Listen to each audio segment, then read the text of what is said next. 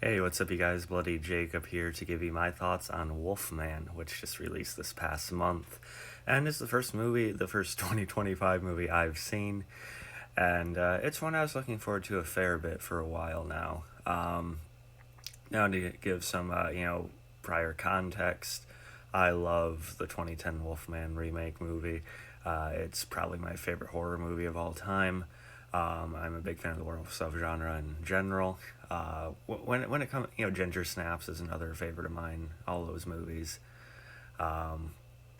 When it comes to Lee Winnell, though, uh, I'm not necessarily like a avid fan of his like some people are. I know he wrote the Saw movies, Insidious, things like that, as well as The Invisible Man from a few years ago. I personally did not like The Invisible Man all that much, aside from some admiration for how some of it was shot and the some of the suspense of certain scenes. I didn't think it was all that great really in terms of character.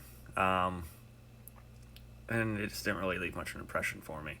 My favorite thing Lee Winnell has done is actually his writing for a movie called Cooties with Elijah Wood and Rainn Wilson, which sounds like a joke and it is kind of funny, but no, that's legitimately my favorite thing I've seen him do. Um, and with this one, it had a lot of hype around it, and now I'm mainly seeing the main trend is to dislike it, and I'm mixed. Um, I For me, I do personally like it more than The Invisible Man, which again wasn't much of an accomplishment for me. Uh, but it's definitely not a great film. Um, I do think there's something to be said for excelling in its simplicity. Uh, it's a pretty it's a pretty simple premise with a father who's trying to kind of do more right by his daughter with some trying to shake off some conditioning that his father raised him into. I don't know if it's necessarily like generational trauma, um, but he's essentially just trying to do better by his daughter and trying to keep his marriage afloat. And of course, he's turned into a thing that could very much harm all of that very directly. um, and I think that aspect, at least on the surface, works. You can pick apart like how they apply that as the movie goes or don't apply it. Um, but I think it was a good mix in terms of okay, if this movie came out in the 70s or 80s, I think it would actually be praised quite a bit for being such a zeroed in on like a focused, just on the ground horror film. And even just that context we get with Christopher Abbott's character Blake, it's more than we get with some of the characters in the some of those more classic films. um, Even like the Universal movies from the 30s and 40s, and then like on top of like the 70s, 80s, 90s stuff, it's again kind of more character context than we get with some of those. So I feel like people wouldn't complain as much about it if it was a movie from back then. That's kind of what nostalgia does. Um, but I respect we got that touch of character, and then just kind of the efficiency and the dialed in nature of it pretty much just being a survival film for 95% of it. I enjoyed it quite a bit. I enjoyed kind of the lingering feeling you have throughout the movie. I do think there's that good atmosphere there again. Christopher Abbott, I think, does a good job. I've seen him in quite a few things in either supporting roles or villain roles. He was just in Craven the Hunter, but he's done more reputable stuff than that. He was even in Nightmare Alley a few years ago, Possessor. Seen him in a small independent film called Sweet Virginia with John Bernthal. That was pretty good. Um, I think he was a more interesting pick than, like, say, the Ryan Gosling idea that was out there a couple or so years ago.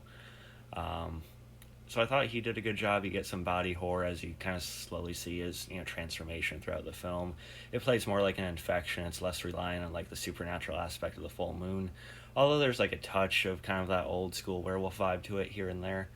Um, it's definitely going for something different. And again, it's kind of you lose either way. It's a double edged sword.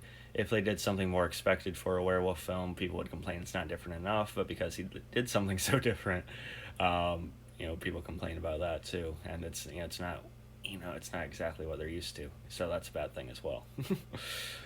So I don't really envy them on that end.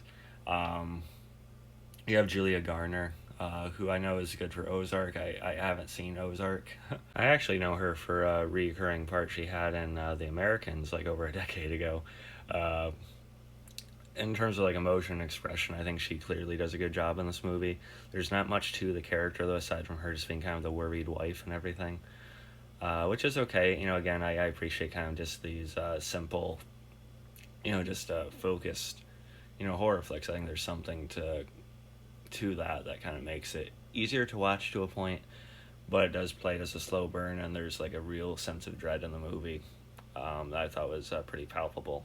And another element is you really get in Abbott's Blake character's head with what he's going through, like his vision, kind of like how his mind starts just like blocking stuff out and he can't understand what his wife's saying to him, and just like how his vision and his senses start kind of just shifting, and sort of like the visual aspect of that I thought is a little bit unexpected and made it kind of distinct from other movies in the genre. And so that was kind of a cool element to play with, and there's a really like unnerving shot of where he's much closer to the two of them than you would think. And I don't have an actress's name right now, but who played the daughter, I think she did a reasonably good job.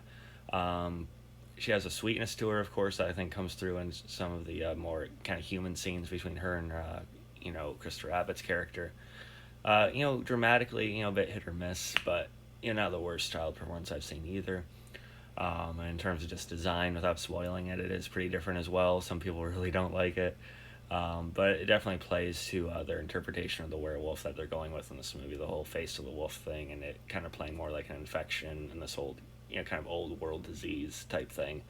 So in terms of that, I think I actually went with it pretty well with how they they ended up kind of portraying it on screen.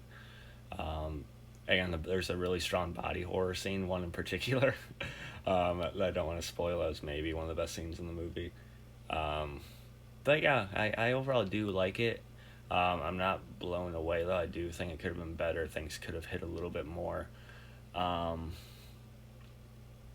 don't know. I do think it's pretty good though. I do think it's one of those that's just kind of becoming trendy to kind of say, oh, it wasn't actually that good after all.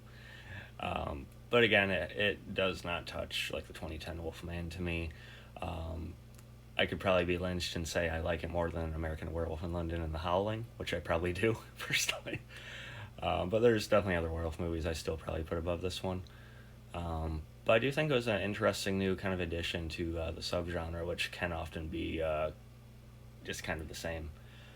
So if I had to rate it, I'm giving it like a C plus, B minus, somewhere in there. It could go up or down. Like I said, it's the first movie of 2025 I've watched.